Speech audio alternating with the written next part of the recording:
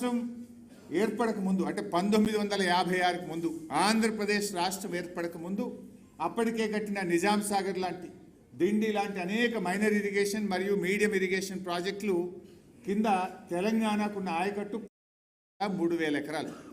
అంటే ఆంధ్రప్రదేశ్ రాష్ట్రం ఏర్పడక ముందే మన ప్రాంతంలో మైనర్ మీడియం ఇరిగేషన్ కింద కాకతీయ రెడ్డి రాజులు కానీ నిజాం నవాబు కానీ వేరియస్ ప్రోగ్రామ్స్లో మనకు వచ్చిన ఆయకట్టు 16,03,000 ఎకరాలు.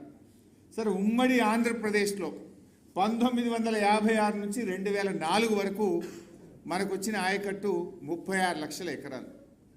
60 ఏళ్లలో వచ్చింది 36 లక్షలు. 2004 నుంచి 2014 కాంగ్రెస్ ప్రభుత్వమే అధికారంలో ఉంది. ఆ 10 ఏళ్లలో వచ్చింది ఎంత అంటే 5,71,000 కొత్త ఆయకట్టు, స్టెబిలైజేషన్ 93,000 అంటే 6,64,000 ఎకరాలకు వచ్చింది.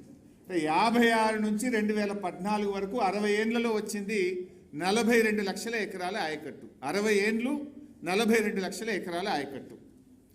నౌ బీఆర్ఎస్ 2014 నుంచి 2023 మనం ఉన్నది 9.5 సంవత్సరాలు. అందులో 2 ఏండ్లు కరోనా, పెద్ద నోట్ల రద్దు లాంటి ఆర్థిక సంక్షోభం, కొత్తగా ఏర్పడ్డ రాష్ట్రం.